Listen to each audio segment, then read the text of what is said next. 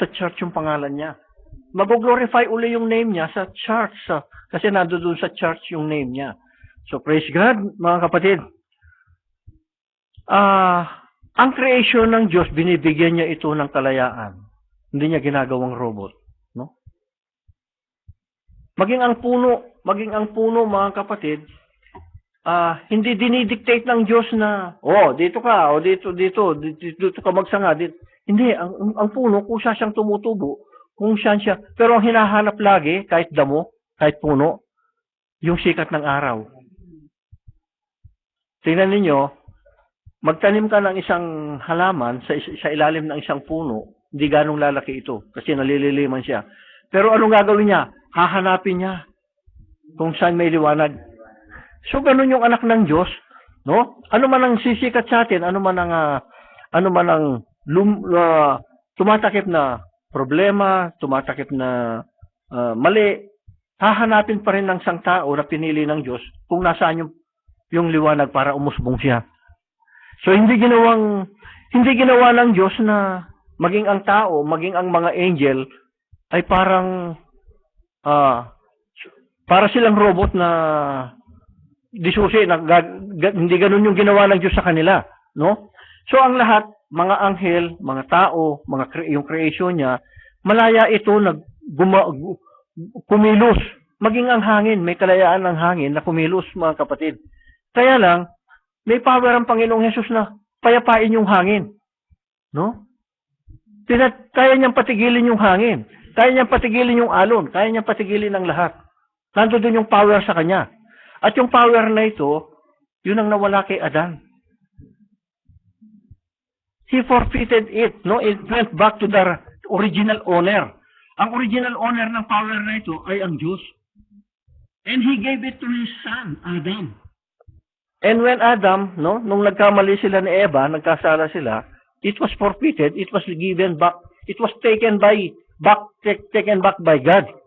Inaangkin-angkin lang ni Satan ito, mga kapatid, wala siyang power na gano'n. He has no power to heal. No? Yung mga kingdom na yan, na binibigay niya sa lupa, tingnan nyo, ang lahat ng ito ay gawa ng tao. Kingdom of men ito eh. Hindi kingdom ng Diyos. Kaya sabi ng Panginoong Jesus, kung ang kingdom ko ay dito sa lupa, pakikipaglaban ako ng aking mga tauhan niya. Di ba? Yung mga nasasakupan niya, ipaglalaban siya. No? Ngayon, yung kingdom ng Diyos, wala dito sa lupa. Sabi niya.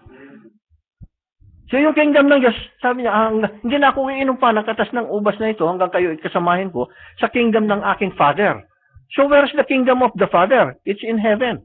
So ngayon, ibinibigay, and know ye not that the kingdom of God is within you. Ito ngayon, the kingdom of God is within you. Those who are redeemed, indwelling yung Holy Spirit sa isang tao, yung kingdom, sabi niya, yung Holy Ghost. And then, lahat ng may Holy Ghost na yun na tao, ito ay kingdom ng Diyos.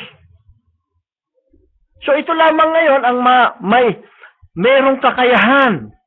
Hindi kakayahan ng tao, kundi kakayahan ng Espiritu Santo na magpaunawa ano man ang inire-reveal ng Panginoong Hesus sa isang tao.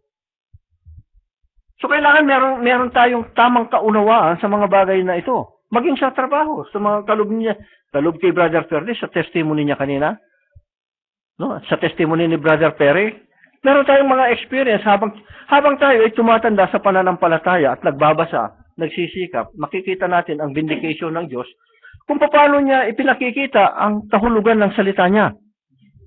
Maging sa mga trabaho natin, hindi tayo nagsimula na alam mo kagad yung trabaho mo. Maging sa pag-aaral ng isang bata, hindi alam kagad ng bata na marunong siyang sumulat. Hindi alam ng bata na marunong kagad siyang bumasa. Hindi. Pero ang nakakatakot, yung little learning, sabi niya, yun ang dangerous.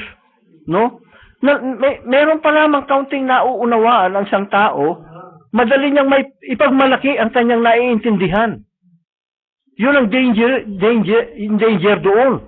No? Maging sa trabaho, maging sa pananampalataya, maging sa pagbabasa ng salita ng Diyos. No? So anong kailangan? You have to take the complete thought of it. Anong kailangan na gawin ng isang tao sa salita ng Diyos? You have to take the line of thought of God, going to His Son, Jesus Christ, to the prophets, to the apostles. They have only one thought. Iisa lang ang kaisipan nila. That's why there is no dispute. No, mawawala yung dispute. Magkakaroon ng tamang kaayusan. Pero once na tumayo ka, ang sinamang tao doon sa isang salita o isang, halimbawa, isang verse, no? Tumayo yung isang tao doon without the right understanding, no? Without the guidance of the teacher, the Holy Ghost, magkakaroon ng clash between the truth and what is wrong. So ganun, ang kailangan makuha natin yung line of thought ng Diyos, yung ibig sabihin ng Diyos sa kanyang anak na nangusap at ipinasulat ang mga salita sa banal na aklat na ito. Yun ngayon ang dapat natin, pati yung mga blessing na pangako niya kung paano ito nakakamit ng isang tao. So halimbawa, katulad ng kay Brother Perry, 21 years ako sa Philippine Air Force. At dito sa Qatar Air Force, magto-22 years na ako. So more than po, almost 40. Magpo-43 na. Meron tayong mga experience sa pagtanda, tumataas yung ating mga experience. Humahawak tayo ng tao. So it's very difficult to control people, no? Yan ang pinakamahirap, yung tao, kontrolin mo by your own intellect. Napakahirap. Unless there is rules and regulations o yung mga circulars na nasasakop natin. The circulars does not emanate from one person. It emanates from the higher-ups. No? Manggagaling ito hanggang makaabot hanggang doon sa pinakabababa. Ayan ang mga susundin. Merong mga SOPs. So, nung naging experience ko, umawak ako ng tao sa Philippine Air Force.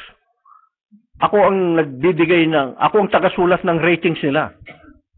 So, once na binigyan ko siya ng very good, tandaan niya, sa 1 year na yan, hindi siya mapopromote. So, napaka-importante ng Airman Performance Report na yun. Isang taon ang validity niyan. Pag very good mo siya, hindi siya mapopromote kahit na anong gawin niya. Dapat excellent or outstanding ang ano niya talaga. Hindi siya bababa doon. Pero sa akin, dahil sa mahirap na makitungo sa mga tao, no? Meron kang makakasama na papitik-pitik, sabi nga, may mga tamad, no? Ayaw kumilos, no? Pero gusto ma-promote, gusto ma-increasean. So hindi sabi ko sa kanila, I am only parang scribe, writer. Tagasulat ako ng inyong mga performance. O kung ibig ninyo, meron tayong isulat ninyo kung ano yung ginagawa nyo sa araw-araw. Be honest. Maging honest ka kung anong ginagawa mo. At yan ang i-report natin. Kung wala kang ginawa sa isang araw, wala kang susulat. Pag-report ko, anong i-report ko? Ikaw ang gumawa eh. Di ba? Wala akong pananagutan sa iyo, hindi ka mapopromote. Ikaw ang gumagawa ng performance mo. Bigyan ko siya ng isang papel. Yan ang kukupihin ko sa pagsulat ko. Alam niyo mga kapatid, merong mga tao na magdaramdam, no? Kahit sa pang-aaral, when it comes to correction, it is very difficult to correct people. But we cannot do anything. God made a provisions. Gumawa ang Diyos, nagbigay ang Diyos ng kanyang mga kautusan. So sa kautusan na ito, doon ngayon magbabase ang Diyos kung i-bless niya yung tao o i-curse niya ang tao. So doon sa gagawin ng tao ngayon, doon nakadepende ang kanyang future. Anong gagawin ng tao if the man or a woman is wise to himself, no? Marunong siyang pumili, you will never choose from the wrong side. Ang laging pipiliin nito, maganda eh. Di ba? Kung minsan mananagasa ng tao, ng kapwa-tao, kapwa-katrabaho, para lang ma-promote. Maraming gumagawa ng ganito. They will step on the head of somebody, no? Sisirain yung ibang tao para lang ma-promote. Maraming taong ganito, no? But a Christian never do that. Pagka ginagawa ng isang tao ang ganung bagay, he is not a Christian, no? Liability sa Diyos, no? Nagiging kahihiyan yan sa Diyos. So, ganun mga kapatid. So, He cared for us. Tandaan natin, mahal na mahal tayo ng Diyos. So, binigyan niya tayo ng kalayaan. Mula sa Old Testament, nagbigay ang Diyos ng kanyang palatuntunan. Ibig kong basahin sa inyo, mga kapatid, hindi naman tayo mag-word for word na ano. Ang sabi ng Deuteronomy 28,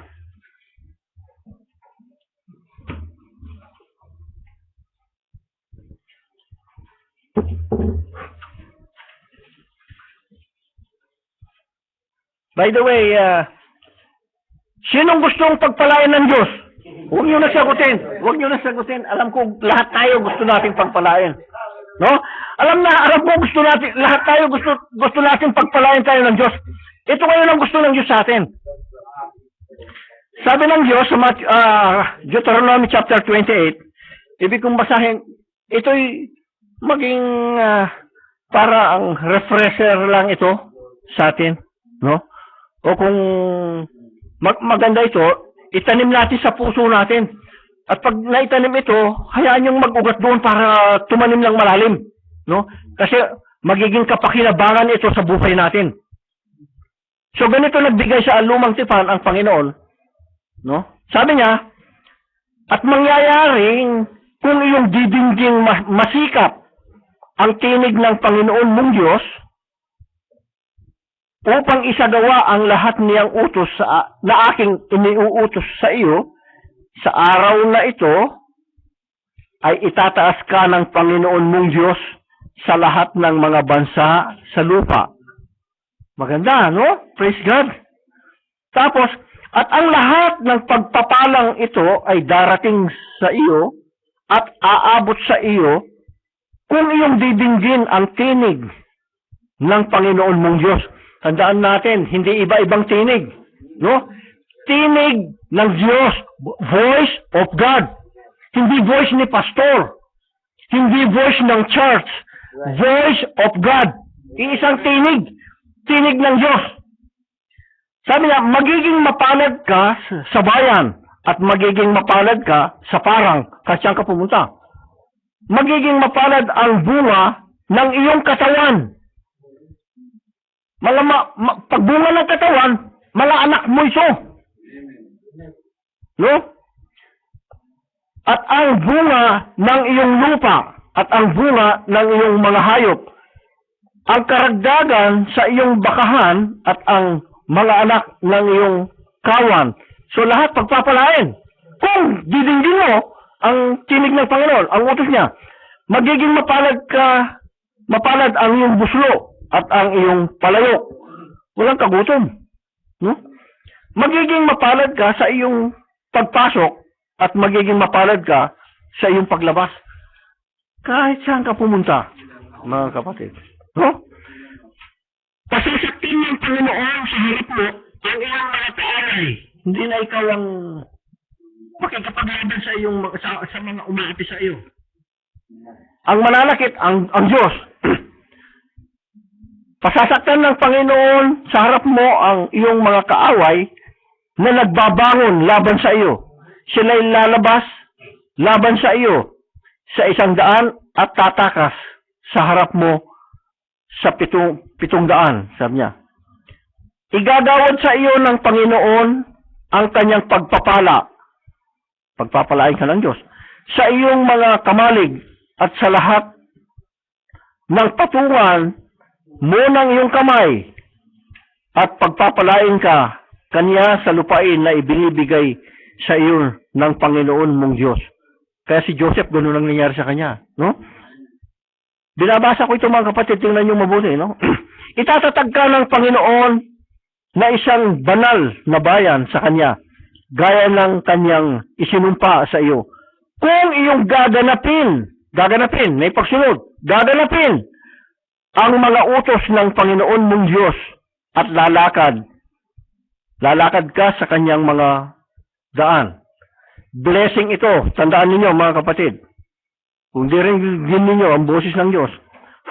At makikita ng lahat ng mga bayan sa lupa na ikaw ay tinawag sa pamamagitan ng pangalan ng Panginoon at sila'y matatakot sa iyo.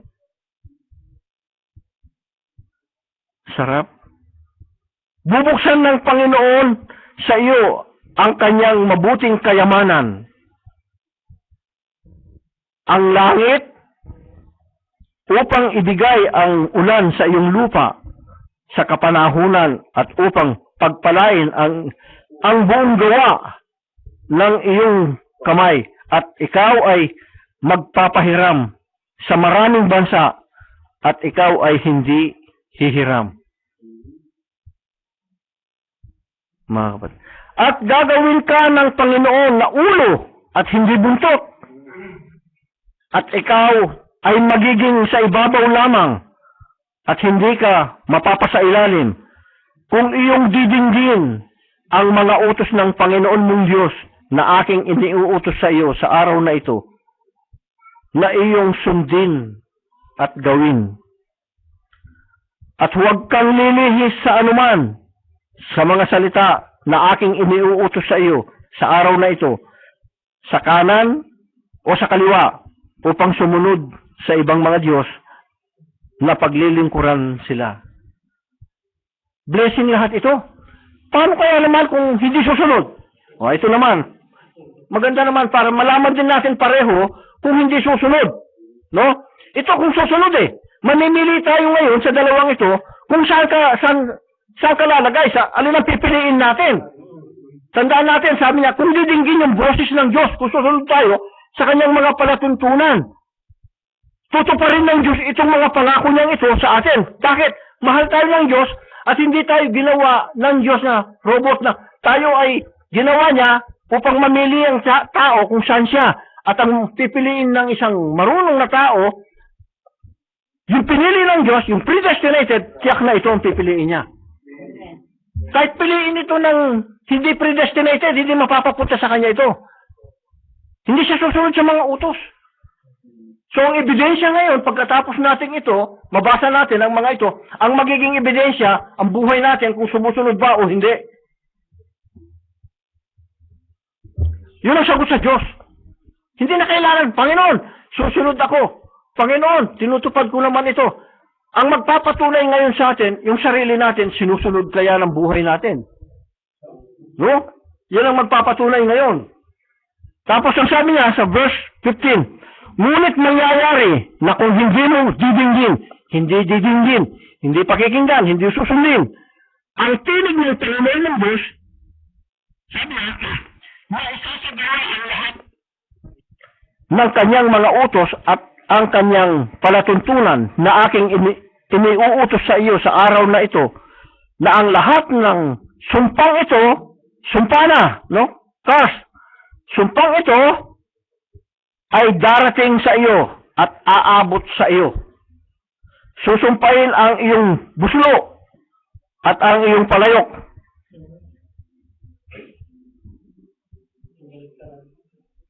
Masakit mga kapatid kung wag lawang kaya natin mangyari ito sa iba.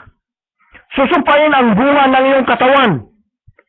Bunga ng iyong katawan, mga anak ito. No,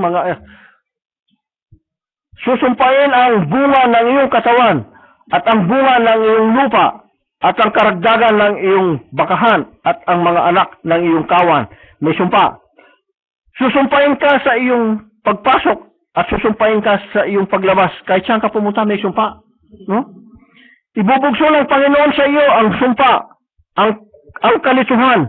Wala na, hindi na makakaisip ng tama kasi kalituhan na ito eh. No? Makukonfuse na ito. No?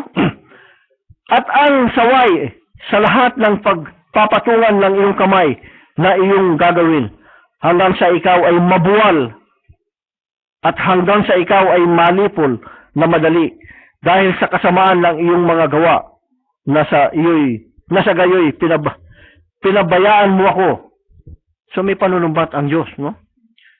Ikakapit sa iyo ng Panginoon ang salot hanggang sa maubos ka sa lupa na iyong pumapasok upang ariin. Sasagutin ka ng Panginoon ng sakit na tulo. Ano ito eh? No, yung TV.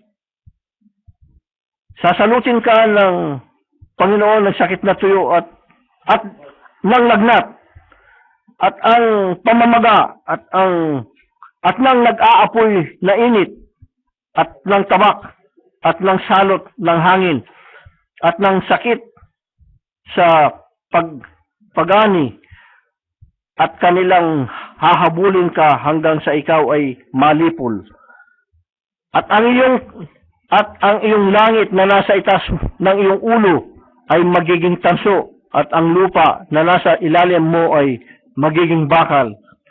Ang ipauulan ng Panginoon sa iyong lupa ay abo at alubok mula sa langit ay bababa sa iyo hanggang sa ikaw ay magiba. Pasasaktan ka ng Panginoon sa harap ng iyong mga kaaway. Ikaw ay lalabas sa 100 laban sa kanila at tatakas sa 700 sa harap nila at ikaw ay paparuot parito sa lahat ng mga kaharian. Marami, no mga kapatid, kung babasahin natin ang buong 28 na ito, mahaba ito. Pero anong ibig sabihin ng Diyos dito? No? Ipinakikita niya ang dalawang bagay na ito, ang pagpapala at ang pagsumpa. Merong pamimili ang isang tao. No? Merong pamimili ang tao kung saan siya, kung alin ang pipiliin niya. Ngayon sa isang Biblia na binasa natin, paano kaya tayo naman, paano tayo nagke-care sa Panginoon? Paano tayo sumusunod sa kanyang mga palatuntunan? So kung papansinin natin ang Biblia, no?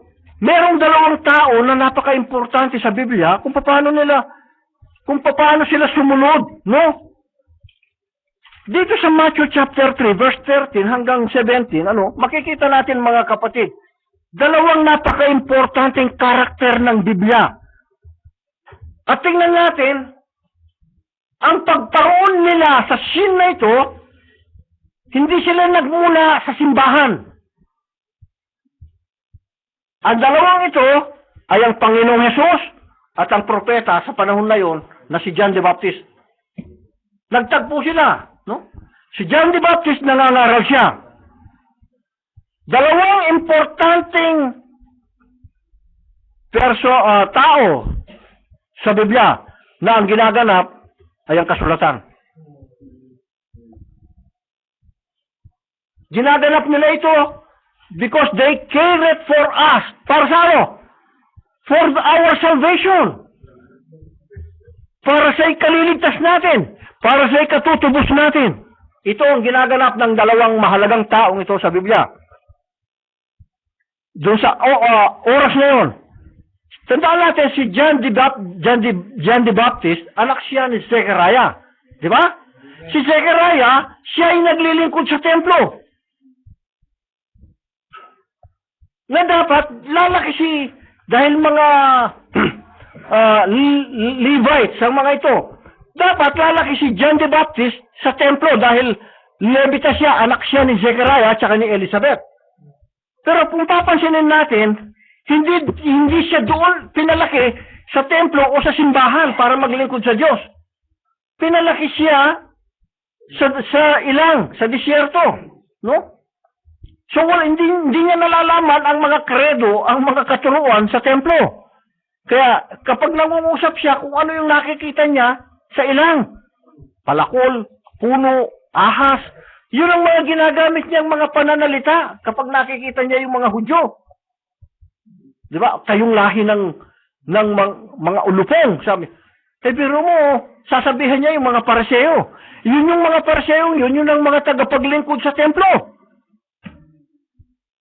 Ngayon, pansinin natin, ang ginaganap ni John ay ang pagbabautismo. Saan ba ang pagbabautismo niya? Pagpapatawad ng kasalanan? Hindi sa pagpapatawad ng kasalanan, no? It is for repentance. Pagkatapos lalapit sa iyo ang taong walang kasalanan, paano siya magsisisi at patatagalin? Nung lumalapit si Jesus Christ sa kanya, sabi niya, bakit ikaw lang lumalapit sa akin? Sabi mo, para bautismuhan ko. Dapat na akong bautismuhan mo. Pero napakaganda ng sagot ng Panginoong Hesus sa kanya. Anong sabi ng Panginoon? Pabayaan mong mangyari sa atin ito upang matupad ang katwiran. Upang matupad ang nakasulat. Upang matupad ang itinakda ng Diyos sa kanilang dalawa. Walang gagawin ngayon si Jesus at saka si John the Baptist, kundi sumunod doon sa kalooban ng Ama. At sa pagsunod nila, papansinin natin, anong sabi tuloy ng boses sa langit? This is, and lo, a voice from heaven saying, this is my beloved Son, in whom I am well pleased. Nalugod siya. Nalugod yung God the Father nung makita niya yung kanyang anak at si John the Baptist na sinusunod nila ang salita niya. Sabi niya, this is my beloved Son. Sabi niya, in whom I am well pleased. Nalulugod siya. At sa ngayon, nandito na ang kasulatan. Nandito na sa atin. Paano malulugod yung Diyos ngayon sa atin? Ang sundin ang katwiran ng Diyos. No? Ang sumunod tayo sa kanyang gusto. So, ibinigay niya ang blessing, ipinakita niya ang curse, mamimili yung tao. Ang tao na ang namimili upang i-curse ng Diyos yung tao. Diba? Tandaan natin, hindi lumaki si John the Baptist sa templo o sa church. Lumaki siya sa ilang. No, isineperate siya. Para hindi niya marinig, hindi siya maturuan nung tungo sa templo. Bakit? Adulterated. At yung templo na mga yon ang itinuturo yung mga batas. Tandaan natin, alam na alam yung mga batas. Hindi natin sinasabi na mali yung mga batas. Hindi. Tama yung itinuturo nilang mga batas, pero hindi na tinutubos na sila ng Panginoong Hesus sa batas, hindi nila nakita yung pagtubos niya. Naparito ako hindi upang sirain ang kautusan, kundi upang kayo ay tubusin sa kautusan. Hindi nila nakita ang bagay na ito. Bakit? Nananahan sila doon sa turo ng templo, turo ng tao. So sa panahon na ito, mas nangingibabaw ang turo ng tao. No? Nagtayo lang, hindi tayo against sa Bible school, hindi tayo against sa seminary, hindi tayo against sa tao. Of all is this, we are against, no? Against tayo dun sa spirit na kumikilos doon sa ganon. We love people. Ang mahal ng Diyos yung tao. Kaya binigay niya kanyang bugtong na anak upang ang tao ay maligtas. Kaya lang, sa halip na sumunod doon sa sinabi ng Diyos, mas sinunod pa niya yung tao. Mas sumunod siya sa eskwelahan. Doon nagagalit yung Diyos. Yun ang ayaw ng Diyos. So, anong gagawin niya? Tingnan ninyo yung line of thought ng God the Father. Yung line of thought ng God the Father, it's in the Son. Amen. And it is in John. Amen. Nandoon kay John. Kung kailangan natin ngayon, yung line of thought, maging isa lang yung kaisipan natin. Kaya kung nasa sa atin ang kaisipan ni Kristo, hindi ka man maghahanap na magiging matigas ka dun sa kinalalagyan na malaking simbahan, malaking relihiyon. Hindi ka man mananatili doon eh. Kaya si John the Baptist, inilabas na siya. Hindi siya pwedeng gamitin ng Diyos kung nandoon siya sa loob. At kung nandoon sa loob, nasasakop ng tao, ng turo ng tao, ng credo at ng doktrina ng tao, ang isang tao, tandaan natin, hindi maaaring gamitin ng Diyos. Maaaring maglingkod ang sino mang tao, pero hindi sa kalooban ng Diyos. No? Ang kailangan natin, yung kalooban ng Diyos ang maganap sa atin. No? Kaya ang sabi ng Panginoong Hesus, ang pagkain ko, sabi niya, to do the will, sabi niya, of the Father. So wala tayong gagawing will, not my will. Sabi mo, maging si Jesus Christ, sabi niya, not my will, but your will be done.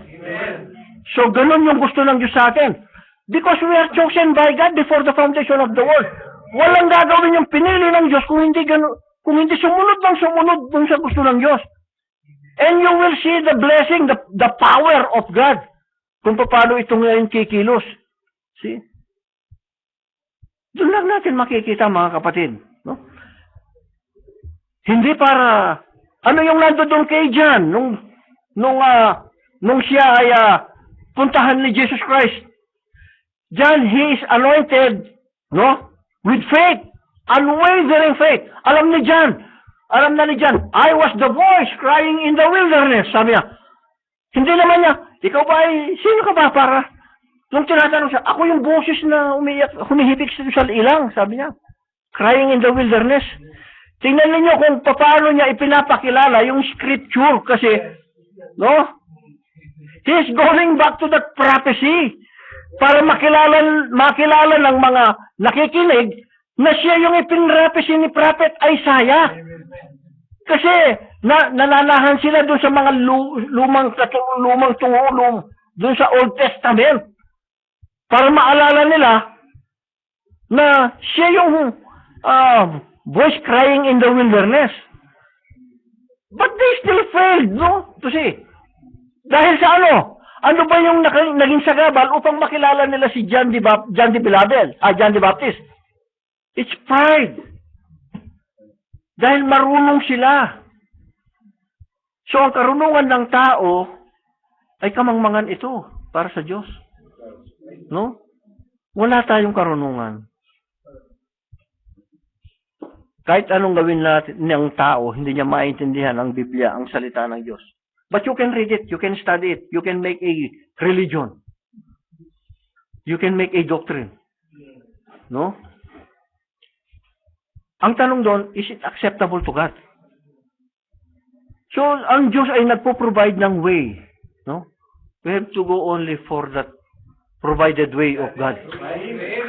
So, God provided a way na hindi tayo dapat lumihis doon, mga kapatid. So, ganun din ibinibigay yung faith na ito sa atin. Unwavering faith, no? Lalo na, sabi niya kasi, sabi ng Deuteronomy kanina, yung papatungan lang yung kamay, sabi niya, ay i-bless ng Diyos. Ang sabi ng Biblia ngayon, and they shall lay hand to the sick, and the sick shall recover. So, paano natin gaganapin ito ngayon? Tandaan natin, hindi kailangan yung may duda sa yung pananampalataya. At si Abraham, hindi siya nagduda. Nung pangakuan ng Diyos, dalawin sila ng Diyos, no? Nung nasa tents niya, sabi ni Elohim sa kanya, magkakaroon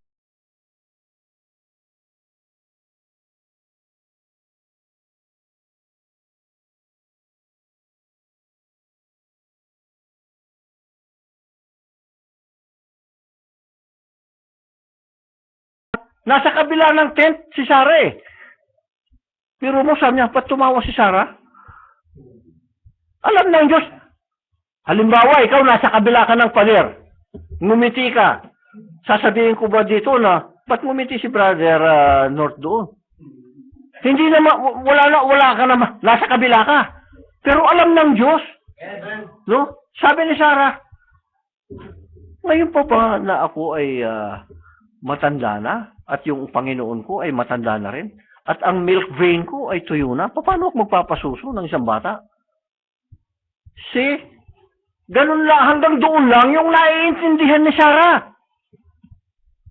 Yung limitation ng kanyang kaunawaan hanggang doon lang. No? Pero si Abraham, abot ni Abraham yung pangako ng Diyos. Kaya hindi nagduda si Abraham eh. Naghintay siya ng naghintay. Alam niya, tumagal man ito ng tumagal. May pangako yung Diyos. Tumutupad ng pangako yung Diyos. Alam niya, ganun lang pagmamahal ng Diyos sa atin. May pangako siya sa atin na panghawakan natin yung pangako niya, tutuparin niya. Just keep on waiting. No, you pray for Him. Magdasal tayo. So what happened? 25 long years. Hindi maiksi yung 25 years sa atin, mga kapatid. Mahaba, yung isang oras nga. Pag naghihintay ka, ang tagal-tagal. No? Pero kung nag-enjoy ka, yung isang araw nga, sandali lang eh.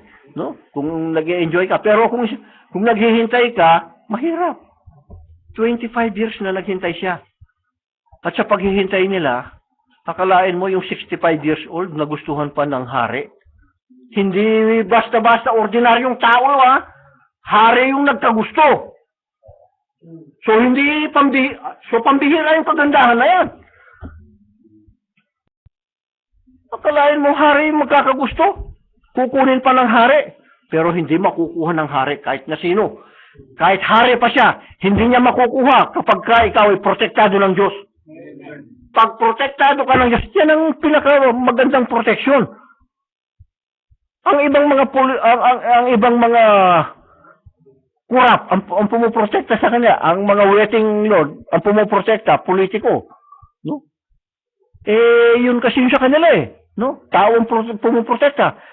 Sa atin, ang pumuprotekta, Diyos. Kapag ang pumuprotekta sa atin ay Diyos, sinong makakagalaw sa atin? Ang kalaban nila, sabi ng Biblia, ang kalaban nila ang Diyos. Yung kaaway mo, no? Ang Diyos ang puprotekta sa iyo, siya lalaban para sa iyo. So hindi mo na problema yung gagawa ko ng kanyon para ilalagay ko doon sa harapan ng bahay ko para kung sino man ang gustong magnakaw, kakanyunin ko na lang. Hindi. Pagka gusto, yung magnanakaw, pagka gusto niya, no? Maraming paraan yung magnanakaw. Di ba? Yung dakilang magnanakaw nila. Si Satanas, ninanakaw niya yung ating buhay na walang hanggan. Di man natin napapansin. Pinapalitan niya ng mga substitute na mukhang maganda pero hindi magdudulot ng buhay na walang hanggan. So, di ba? So, praise God, tingnan niyo mga kapatid, nakataas lahat yung mga noon nyo. Hindi kayang nakawin ng Diyos yung presensya, yung isip nyo. No? Hindi niya pinapipikit yung ating mga mata para manakaw tayo. Di ba? Hindi siya magtagumpay. Hindi siya magtagumpay. Tingnan ninyo. Pagka ang ating mga puso at ang ating mga isip, no, ay concentrated sa salita ng Diyos. Tandaan natin, blessing ito. Huwag niyong payagan. Huwag niyong payagan na wala kayong blessing na dala-dala paglabas ninyo. Dito pa lang sa loob, ariin na ninyo yung blessing. Tinanggap nyo na, mga kapatid. No? This is yours.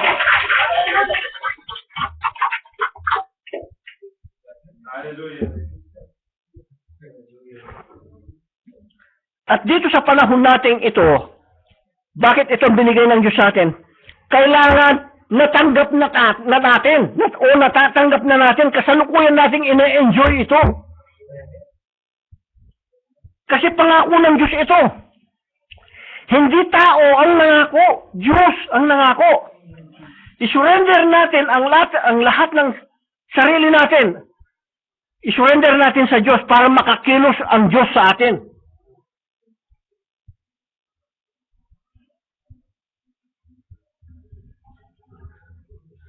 Ako minsan merong mga tao na, sabi nga nung isang tech rep namin na umalis na, nag-resign. Hindi ko rin alam lahat ito, sabi niya. You know something that I do not know, sabi niya. Tech rep yan. Sa company yan. Silang manufacturer ng eroplano. Pero siya mismo inaamin niya, no? Siya mismo inaamin niya na hindi ko alam lahat, sabi niya. See? Hindi siya nagyayabang, no? Sabi niya, there are things that you know that I do not know. But there are things I know that you do not know also. Sabi niya. So, I will teach you what I know and I will also accept what you know. See, ganon, no? Hindi natin alam ito. Isa lang talagang nakakaalam nito, no? Who made this one? The author of this one. Alam niya. Siya ang nakakaalam. Yung Diyos ang nakakaalam. Ang Diyos lang nakakaalam. So ngayon, sumama tayo doon sa nakakaalam. Mga kapatid. Di ko rin alam to eh. No? Kapag sabi nga nung isang mayabang, 3 beses ko nang binasa ito, sabi niya. Sa 30 minutes, may explain niya raw. Sumobra pa siya sa Panginoon. Hindi in-explain ng Panginoong Jesus ito. It took 3 years and a half. No? No? Walang marunong, mga kapatid. Walang marunong, kundi yung Diyos. Pag sumama tayo doon sa marunong, matututo ka ng karunungan. Ang karunungan kasi doon nagmumula, doon sa marunong. No? Ako din, wala akong alam dito eh. No? Pero itong mga binasa natin, galing ito sa Diyos doon sa marunong. So, binibigyan lang natin ng, tinadramatize natin, ina-emphasize natin yung gusto niya. Kasi ang gusto niya, pagpalain tayo. Gusto niya makamit natin yung mga pangako niya. No? Ayaw niyang nakabinbin lang doon yung pangako. No? Parang naka-stack lang sa isang lugar, hindi nagagamit yung pangako. No? Pero pagka yung pangako nagagamit na, no, mga kapatid, natutuwa, no? Nagsulat ng isang libro, ang isang manunulat, na napakagandang libro, pero wala namang bumabasa. Anong halaga ng libro? 'Di ba? Ang Diyos nagbigay siya ng regalo, no? Yung iba, pag binigyan mo ng regalo, tuwang-tuwa sila, bubuksan nila yung, ano kaya yung laman? Excited kung ano yung laman ng regalo. Bubuksan nila, no? Yung regalo. Gustong-gusto kasi ng mga binibigyan ng regalo, yung attractive, yung balot pa lang, attractive na, no? May mga glitters na, pagkakita mo, nagkikintaban, nagkikislapan. Pag nasinagan pa ng ilaw, makislap. Gustong-gusto, no? Tapos, bubuksan nila, excited sila, titingnan nila kung ano yung laman ng regalo. Natural naman, lalo na kung nagmamahal sa iyo yung nagregalo. Kung mahal na mahal ka ng nagregalo, hindi kanya riregaluhan lang ng kung ano-ano lang, ano? Maganda yung mga inireregalo. Ngayon, ang Diyos na ito na mapagmahal sa atin, niregaluhan tayo. Ang iniregalo niya ay ang bugtong niyang anak. No? Ang salita niya ngayong ito, ang iniregalo sa atin. So ngayon, itong regalong ito, dahil nakikita nila, no? Maraming sinasabi na pagtutuwid. Hindi, ayaw na. Minsan ayaw man buksan. Buti pa nga yung altar. No? Laging present doon sa altar o doon sa cabinet. O kaya doon sa, naaalikabukan lang kung minsan. Mabuti pa nga yung ibang born again. Sabi nga no, isang napakinggan ko. Mabuti pa nga yung ibang born again. No? Nangangamoy kilikili yung yung Biblia. Doon sa iba naman, puro alikabok. Sabi niya, pag hindi man lang binubuksan. Pero hindi sapat yung nangangamoy kilikili, no? Yung Biblia. Ang dapat, ang Biblia ay binubuksan at sabi ng Biblia, mag-aralan kayo sa isa't isa. Sabi niya. So, sa pag-aaralan kasi sa isa't isa, no? Nire-require kasi tayong mag-aralan eh. Sa isa't isa, lalo na kung namamalas na ninyo. Sabi niya, huwag niyong kalimutan ang pagdalo sa mga pagtitipon. Sabi niya. At mag-aralan kayo sa isa't isa, lalo na kung namamalas ninyo na malapit na yung araw. No?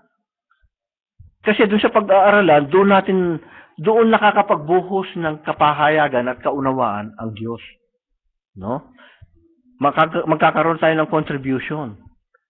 Paano mo maintindihan yung glorify thy name, O Lord? And I heard a voice from heaven saying, I have both glorified it, and I will glorify it again. Paano niya glorify? I have both glorified it, and I will glorify it again. So it is a good question, ano? Saganang-sagana sa biyaya ang Diyos. No? Mga kapatid, ibibigay niya, ano yung ibig sabihin ng Panginoon doon? Ibibigay niya. No? Sa lumang tipan, nakipag-usap, nakipag-fellowship ang Diyos kay Adan at saka kay Eva. So, God love fellowship. Amen. ang Diyos mismo na spirit na ito, pero hindi makikita ni Adan ito, no? God is a spirit. He is an invisible God. And no carnal eyes can see Him. But, paano siya makikipag-fellowship kay Adan at saka kay Eva? Kung di naman nila makikita. No? So, anong ginawa ng Diyos? He came down and walking in the midst of the garden, the cool of the day. Diba? Naglalakad siya. Sabi kasi ng Biblia, naglalakad eh. So that means, there's a form walking. No? So that body, that celestial body, no? Came down. Nando doon sa loob yung Diyos. Nakikipag-usap siya kay Adan at saka kay Eva. Tingnan ninyo mga kapatid, ang kadakilaan ng Diyos. Kung ginawa ng Diyos yun, kay Adan at saka kay Eva, hindi niya tinapos doon, kahit na nagkasala na ang tao. Again, He came down in a body of flesh called Melchizedek, and He talked to Abraham. No? Tingnan niyo yung Diyos. Ito yung dahil sa pag-ibig ng Diyos. No? Gustong iligtas ng Diyos yung tao. Gustong ibigay ng Diyos yung pangako niya, but He cannot give it to to all. Nandoon lamang doon sa susunod, sabi ng Biblia.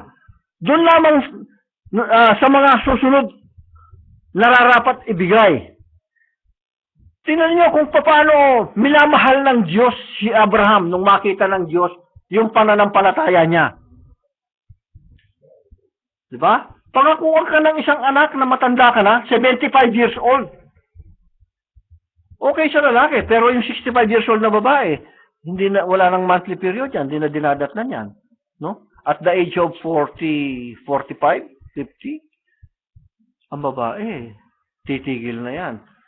Wala nang kakayahan na makapagdala ng bata. Matutuyo yun, magsisimulang matuyo yung milk vein. No? Hindi na. Ngayon, pero ang Diyos na ito, no, na may kakayahan na magbukas ng bahay bata, no, pinangakuan si Abraham. Tingnan niyo yung kadakilaan ng Diyos na ito. Hindi tumigil doon. Hindi tumigil doon ang pagmamahal ng Diyos. Muli siyang nagpakita kay Moses dun sa burning bush kasi gustong iligtas ng Diyos yung Israel. Gustong ilabas dun sa Egypt. Nagpakita siya dun sa pamamagitan ng burning bush kay Moses. Hindi yung burning bush yung Diyos, ha? Pero yung boses na nando doon sa loob, that's God. Yun ang Diyos. Yun ang magsusugo kay Moses. Tingnan niyo yung kadakilaan ng Diyos. Hindi tumigil ang Diyos na ito hanggang sa mailabas ang Israel sa Egypt. Sa paghihirap. O sinong pinakamasarap ang buhay sa atin dito na hindi nakakaranas ng problema, hindi na iinitan sa labas, hindi na puro comfort yung nararamdaman. Yung pagpawisan ka lang, lumabas ka, nakatayo ka lang dyan at humid, pagkatapos basang-basa ka ng pawis. Aba, yung dinadanas ni Brother Ferdy, paglalabas kami, mga kapatid, hindi naman sa ito, kasama yung patutuot. Pumasok kayo sa cockpit ng eroplano. Kaya yung piloto, kahit na piloto sila, huwag mo sabihin na masarap yung buhay niya sa loob ng cockpit. Pag pumasok ka doon sa loob ng cockpit na yan, kasi wala namang pressurization pag nakatigil yan eh. Pag lumipad lang yan, doon lang siya may pressurization. No? Tingnan niyo, pag pasok mo doon, madalas kasi ako pumasok doon at umupo doon. No? Basang-basa ako, Brad, ng pawis. Kasi mainit doon sa loob. Yung puwit mo, kasyang-kasya lang yung puwit mo doon. Ganyan. Huwag kang, yung kamay mo, lagi mong ilagay doon sa taas, baka masungkit mo yung mga switch doon.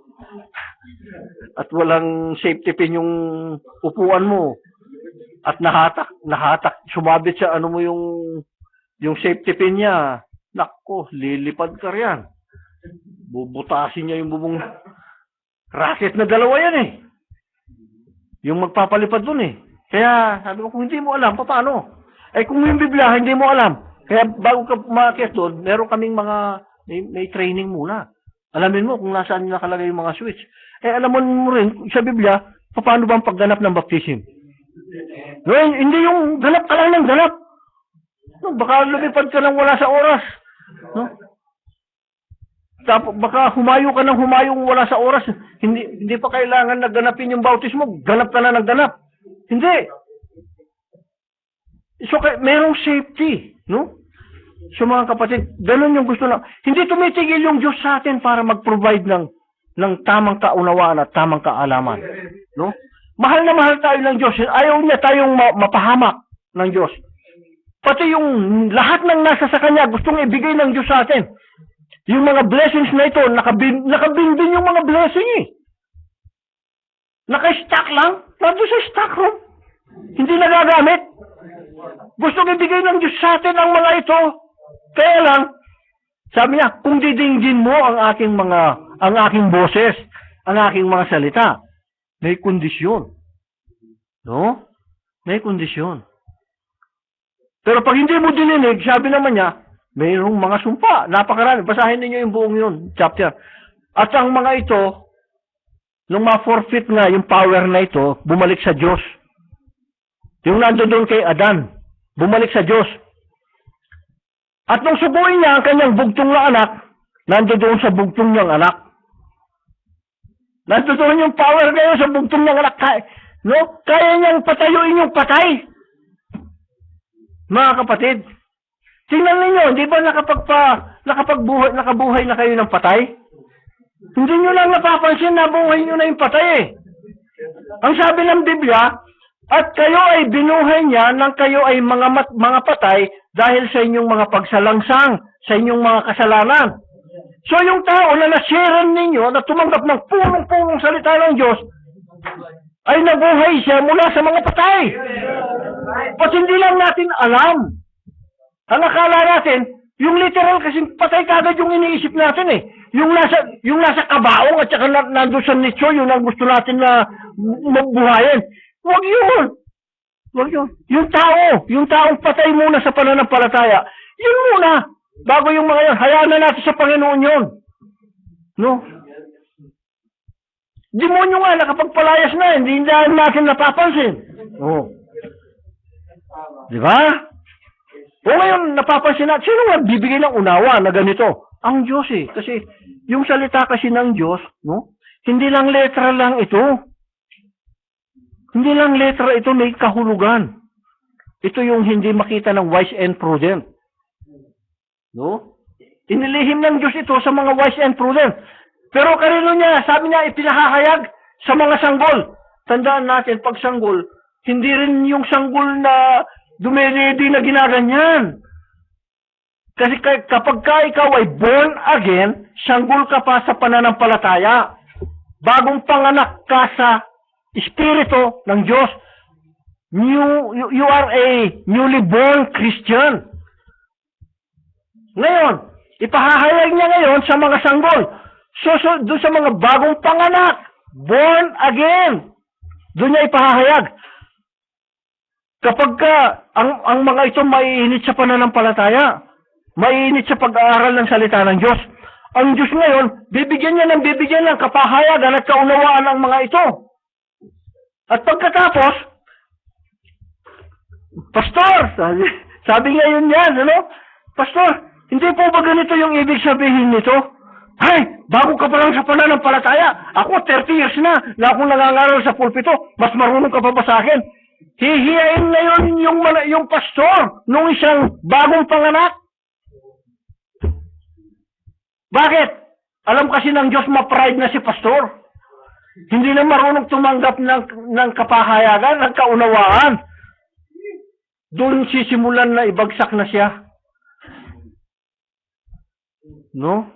Kaya yung pagmamalaki, sabi, kung yung pagpapakumbaba, dapat hindi nawawala. Laging nandoon sa atin. No, mga kapatid? Yun ang huwag natin kalilimutan.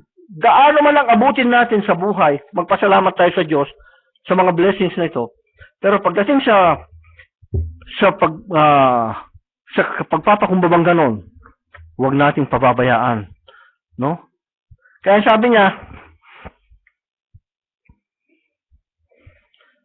at pagkahayag ng Pangulong Pastor ay magsisitanggap kayo ng di nasisirang putong ng kaluwalhatian. Sabi niya. Ang kailangan lang, sabi niya, yung may pagpapakumbaba. Sabi niya, kaya't kayo'y malagpakababa sa ilalim ng makapangyarihang kamay ng Diyos upang kayo'y kanyang itaas sa kapanahunan. Sabi niya, yun yung payo sa atin. Aminin natin lagi na hindi natin kaya, wala tayong alam. Kapag inamin natin na wala tayong alam, obligado yung Diyos ngayon. Bigyan natin ng obligasyon yung Diyos. Huwag natin kunin yung tayo na yung marunong, tayo na yung nakakaunawa. Hindi. Panginoon, hindi ko po naintindihan, hindi ko alam. Turuan mo ako. Kung nagpapaturo ka sa Diyos, halangan namang ituro ng Diyos yung, o dito anak, ang bautismo na gaganapin, baptism ng Father, Son, Holy Ghost. Hindi ka tuturuan ng ganun na ganun yung pagganap. No? Ang pagganap, yung pagganap in the name of Jesus Christ. Yung pagganap. Yun ang ituturo ngayon. Tingnan nyo, nung dumating na yung Holy Spirit, ganun yung itinuro. No? Pansinin ninyo, kapag may ipinahahayag ang Diyos na mahirap unawain, anong nararamdaman natin pagka tayo ay pag naintindihan natin, pag nagpahayag yung Diyos? Kagalakan. Kino-comfort tayo ng Diyos sa kanyang mga salita. Comfort one another with His word. Sabi niya, iko-comfort tayo ngayon ng salitang ito. Magkakaroon ka ng kagalakan. Makikita mo yung vindication ng Diyos sa pag-aaral mo ng salita niya. Dinadala ka niya doon sa tama. Tapos, ipauunawa pa niya sa iyo na, mayroong rapture. Ipakikita niya na, and we, sabi niya, which are alive. Mayroon palang ganon, mga kapatid. Sabi niya, then we, which are alive and remain, shall be caught up together with them in the clouds, to meet the Lord in the air. And so shall we ever be with the Lord. Tapos, wherefore, comfort one another with these words. Paano ka makukomfort na yun nito kung hindi mo naman naintindihan? Ano yung ibig sabihin nito? Sinong babasa? Yung ibang mga born again, alam, no? Pero paano magaganap ito sa isang mananampalataya? Yung hihimayin, and we. Sino yung we? Hindi na we na nga Ganun na yun. Ganun ba yung sino? May tinutukoy, no? Para malaman kung sino talaga ang kasama sa mga sulat na ito. Yun ang ibig ng Diyos. Mako-comfort ka ngayon. Kasama ako dito. Hindi ako maiiwan kasi alam mo sa sarili mo. No? Hayaan ninyo na mag-manifest ang mga pangako ng Diyos sa inyo, mga kapatid. Paano na-comfort ang Israel? Nung mailabas sila, nung ibinibigay na sa kanila ang mga pangako. No? Kaya lang, matigas talaga ang puso nila. Dahil pansamantala lang naman yun. Dahil sa atin, para sa kapakanan lang natin. No? Hindi tumigil ang Diyos sa pagsunod sa Israel hanggang pati yung bato. Tingnan nyo kung paano mag-provide ang Diyos. Pati bato, akalain mo yung bato. Hindi ba sila nagtataka? Pati yung bato sumusunod. Kahit saan sila pumunta. At dun sa bato, lalabasan ng tubig. Magtataka ka na. Maglagay ka nga ng bato dyan para hindi na tayo magbayad sa karama. Hindi na tayo magbayad ng tubig dun sa kanila. No? Pero wala tayong makita. No? Hindi gano'n. Di baling magbayad tayo basta yung bato na ito nasa sa atin. No? Ito yung mahalagang bato. No? Sumusunod sila. Hindi sila pinababayaan ng Diyos. Kasi yun ang pangako. Ano? At yung pangako ng Diyos na sa atin na hindi ko kayo iiwan. hindi ko kayo pababayaan hanggang sa katapusan ng sanlibutan. Ariin natin na at tayo yun. Tayo yun. Huwag niyong sabihin sa sarili ninyo na, kasama kaya ako doon?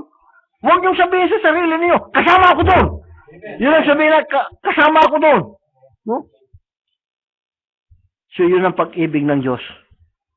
He care for us. Kung meron tayong mga kabalisahan, cast all your cares upon Him. No? For He careth for you. Bigyan natin lahat sa Kanya ito, mga kapatid. No? Marami sa mga tao, mapansinin natin, they don't even care about this. No?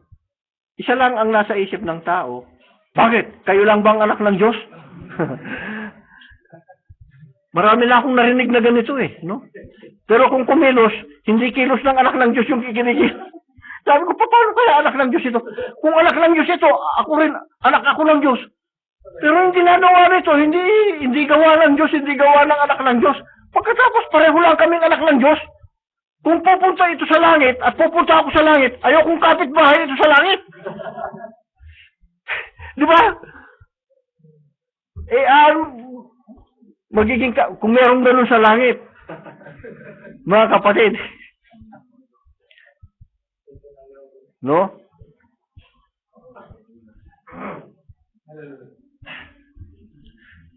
Tandaan natin na yung mga pinag-aralan nga natin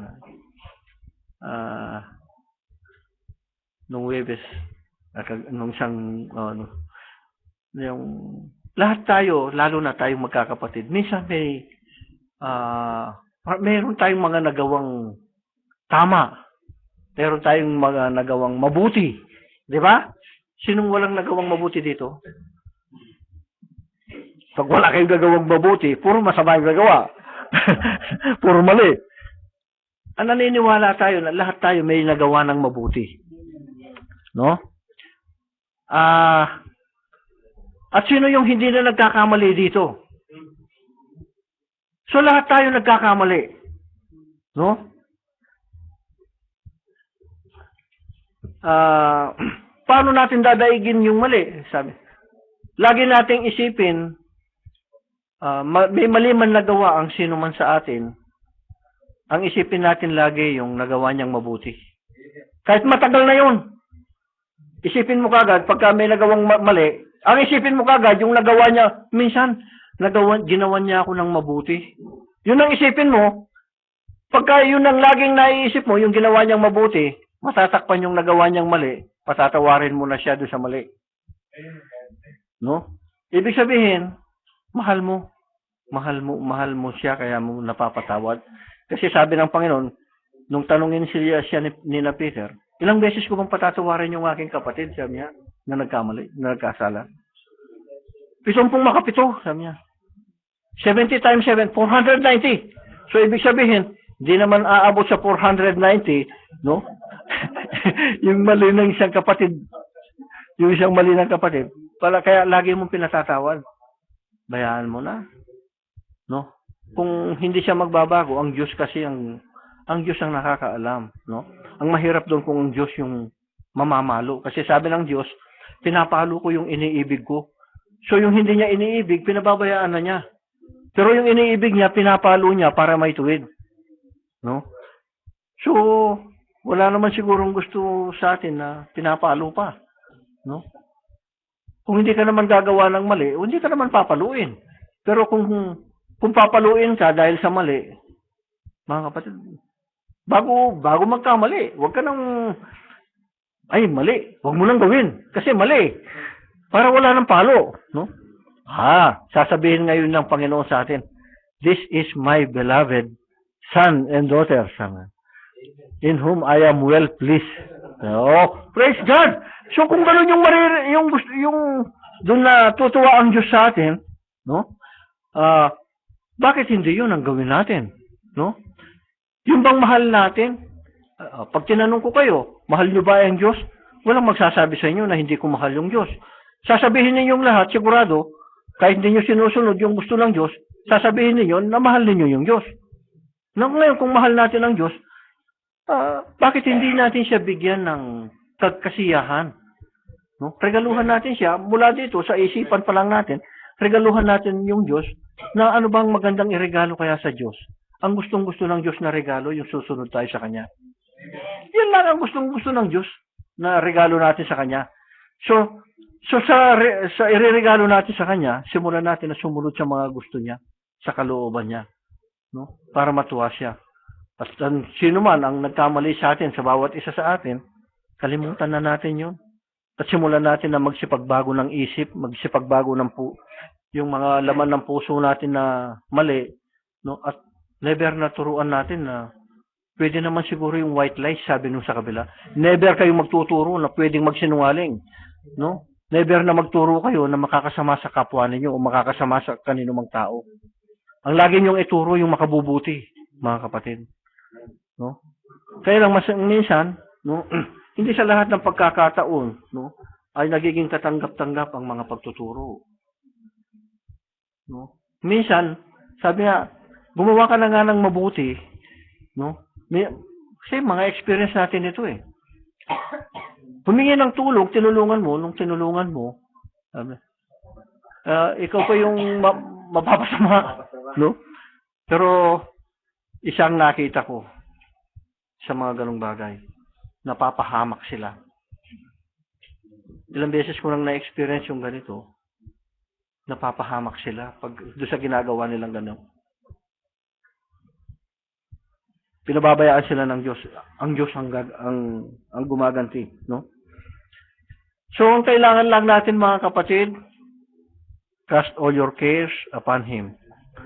Kung meron tayong problema, di natin kayang isolve yan. Kung meron tayong karamdaman, hindi natin kayang pagalingin yan. Aminin na natin. Pero merong tagapagpagaling. Kung meron tayong problema, di natin kayang isolve. Pero merong taga-solve. No? Kung meron tayong kailangan, di natin kaya, merong may kaya na magbigay. Huwag niyong iasa sa tao.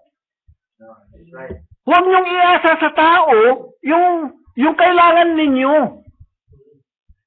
Merong higit pa sa tao na makapagbibigay doon sa kailangan ninyo.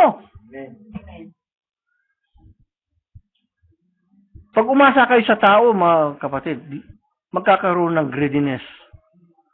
No? Gugustuhin mo yung laging galing sa tao. Pero pag galing sa Diyos, sagana ang pagbibigay ng Diyos. No? Laging mangibabaw sa atin yung pagpapatawad, pagmamahalan. Lahat naman tayo nagkakamali. No? Yung Diyos nga pinatawad tayo, dami nating mali. Kaya ganun yung gawin natin, mga kapatid. Saan man tayo mapunta, saan mang lugar tayo magsitungo, mga kapatid, no?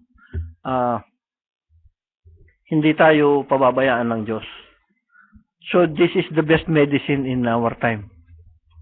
Tingnan ninyo, ang Diyos, pinayagan niya ang mga doktor, mga scientist na makapag-develop ng mga gamot. Hindi naman masama yung gamot eh. Nakakapagpagaling nga eh. No? Pero ang talagang may kalooban nito na manufacture ang mga ito, it's God. Kaya yung logo ng mga doktor ay serpent eh, no? Hindi man nila alam kung ano yung ibig sabihin ng logo nila, no? So, ano man ang tingnan ninyo, pag bumili kayo ng isang gamot, merong prescription ito. Merong dosage na kung paano mo susundin, i-apply ito. Paano mo iinumin. No? So, hindi pwede na pagka niresetahan ka, limbawa, 10 tableta, may reseta yan kung isa sa isang araw, o dalawa sa isang araw, no? After meal, sabi niya. 1 tablet after meal. 2 times a day. Merong ganun. Hindi yung pagbigay sa'yo, iinumin mo lahat yung 10. Ay mamamatay ka kahit medicine ito. No? Kaya tingnan niyo kung paano magbigay ng medicine ang Diyos sa atin. Pati revelation, gradual. No? Hindi niya ibinigay lahat para, kasi mabubulunan ka na pagka ibinigay lahat sa iyo ito. Gradual ang pagbibigay niya ng kaunawaan sa atin. Hindi niya tayo sinimulan kagad doon sa alam nating lahat. Pagkatapos, pababa ng pababa, padrin ng padrin. No? Hindi, unti-unti. No? Ipinaunawa muna niya sa atin na kailangan maborn again ng isang tao. So, sa simple pa lang. Paano ba gustong pumasok ng tao sa langit? Eh, ang pagpasok sa langit, kailangan may panganak kang muli sa Espiritu ng Diyos. Di ba? So, sa maliit na bagay pa lang. Oh. So, ang kailangan na baptism ninyo ay yung baptism na mapapatawad ang kasalanan ninyo sa pangalan ng Panginoong Hesukristo. Tanggap. Pero bakit merong hindi makatanggap?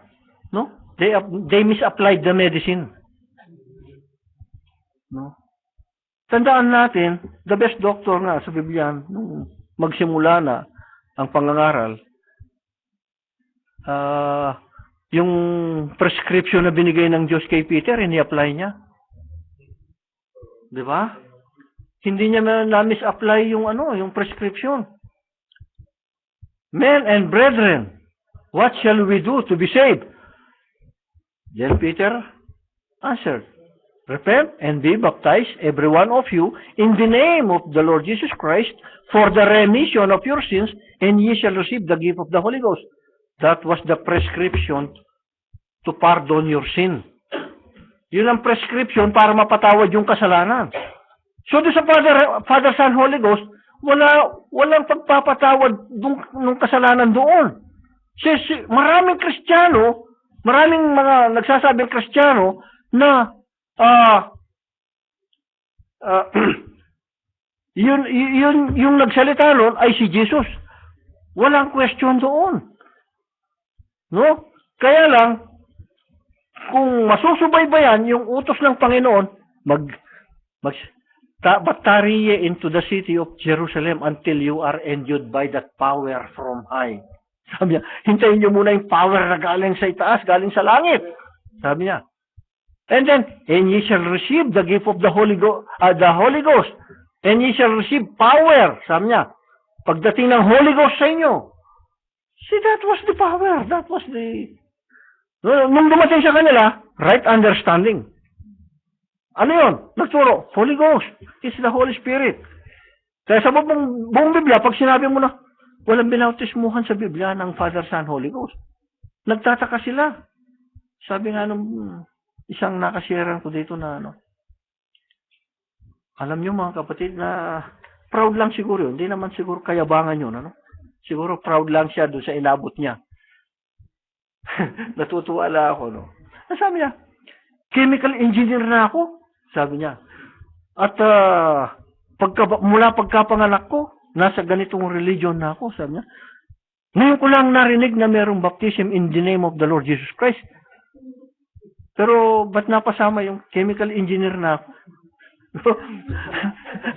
Doon sa baptism. Sabi ko na lang, ay proud lang siguro ito. Hindi naman mayabang.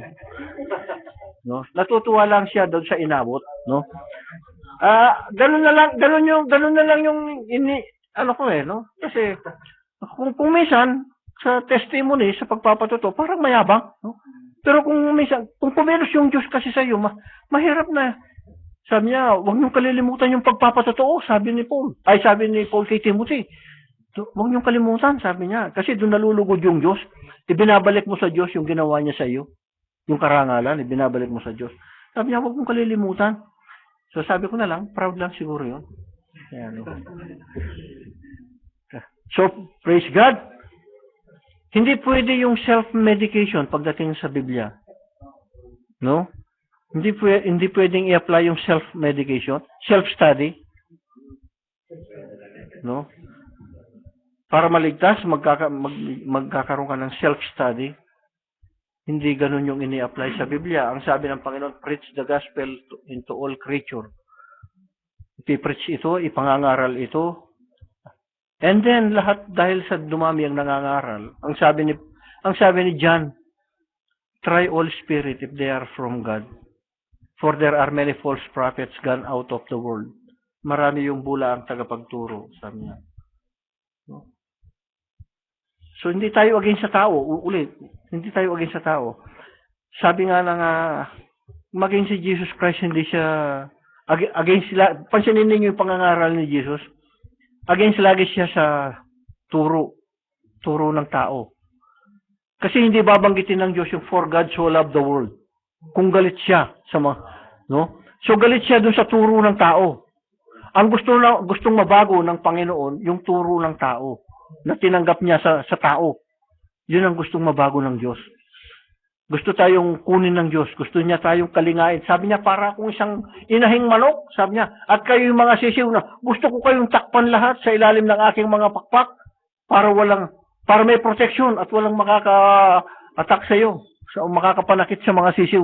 Ganun yung gustong gawin sa atin ng Diyos, mga kapatid. Dahil sa pagmamahal niya sa atin. Yun ang pag-ibig ng Diyos sa atin. So, ano man ang problema natin, ano man ang kinakaharap natin sa mga oras na ito, no? Gawin natin yung katulad ng kay Noah. Cast all your cares to God. Kahit na ano sabihin ng tao, manindigan tayo sa salita ng Diyos. At si Noah, kung hindi siya nanindigan sa sinabi ng Diyos, he is alone. Pinakamahirap yung kalagayan ni Noah. Iisa lang siyang kinausap ng Diyos na uulan. Wala mang sign ng ulap, wala mang sign na uulan. At hindi pa sila nakakita ng ulan. Hindi sila nakakita ng patak ng ulan mula sa langit. Paano maniniwala yung tao? Baka may mga nagtatanong pa kayo, ano ba yung ulan na sinasabi mo? Ano bang klase yung ulan? Kaya wala pa silang nakita eh. Diba? Ano yung dumidilig sa lupa? Hamog. Pero saan nanindigan si Noah? Sa sinabi ng Diyos. Baka pati yung anak ni Noah, 6 days na sila sa loob ng daong. Yung anak ni Noah o yung manugang niya. Baka naman mali yung pandinig mo sa sinabi ng Diyos. Ilang araw na tayo dito sa daong. Wala man lang ulap, walang ulan. Baka nagtatanong na silang ganun kay Noah eh. Bago pa yun. Bago pa sila pumasok sa daong, nung ginagawa yung daong. Naloloko ka na, Noah. Tingnan mo kayo panahon. Anong ulan yung sinasabi? Ano bang klase yung ulan? Diba? Pero pinakamasarap kay Noah, kinausap siya ng Diyos. Ang pinakamasarap sa mga panahon natin ito, nangungusap yung Diyos sa kanyang mga banal na salita sa atin. Amen. Paano natin malalaman ngayon na nangungusap yung Diyos sa atin? Tingnan niyo kung paano siya nagpapahayag. Ipinapakita ng Diyos yung mahirap unawain, ibinibigay niya ang tamang unawa. Tingnan niyo ng mabuti sa salita niya. Tingnan niyo yung nangyayari sa atin sa gabi. Napakaganda. Sino mag-iisip ng ganon? Ang Diyos lang ang may kakayahan na magpaunawa, magbigay ng ganong mga kaunawaan. So, anong ginawa ni Noah? Nanindigan siya sa sinabi ng Diyos. Nanindigan. Ang kailangan natin ngayon, manindigan tayo sa sinabi ng Diyos. Doon natutuwa ang Diyos. Isa na lang ang katuwaan ng Diyos. Mayroon pa palang naninindigan sa sinabi ko. Mayroon pa palang nananatili sa mga sinabi ko. Pero sabi, it is only a small group. Marami yung tinawag. Pero kakaunti lang yung napili. Kaya nga, kung 120 yung tumanggap ng Holy Spirit doon sa upper room, halimbawa, 120 lang ang kukunin sa buong mundo na ililigtas. Halimbawa lang halimbawa lang, 120 ang kukunin. Ang mararapture, halimbawa lang halimbawa. Hindi ko sinasabi na 120 lang. Halimbawa lang, 120 lang ang mararapture. Sino gustong sumama sa 120? Alboy natural. Kung 120 lang, hindi ako magpapaiwan sa 120. Kasama ako sa 120. Talagang kakaunti lang, mga kapatid. Bakit? Marami ang pangangatwiran ng tao pagdating sa salita ng Diyos. Maraming reasoning. No? Kaya humihingi ng humbleness ang Diyos pagpapakumbaba sa ating lahat. Walang magmamataas sa atin pagdating sa salita ng Diyos. Tandaan natin, walang mataas sa atin, walang pastor-pastor. Lahat tayo, gagamitin tayo ng Diyos. Nagtatalaga lang ang Diyos ng isang manggagawa para merong tagapangalaga. Pero tandaan natin ang pagtagapangalaga, napakalaki ng responsibilidad. Alam nyo, kailangan mangalap ka ng mga pagkaing masusustansya para pagka nag-aral kayo, nagpakain ka, halos ayaw iwanan ng baka yung pulot. No? Kaya yung bear, sabi niya, ayaw niyang iwanan. Dinilaan ng dinilaan ang pulot. Kapag ka nakita natin ang ganung bagay, nakita niyo ang salita ng Diyos, huwag niyong iwanan ang salita ng Diyos. So praise God. God bless you, brothers and sisters. Cast all your cares upon Him, for He careth for you. Huwag niyong hayaan na hindi niyo dala-dala ang blessing mula sa oras pa lamang na ito na nakaupo kayo, tatayo tayo. Ariin ninyong nasa inyo na ang mga pagpapala. So praise God. Let's pray.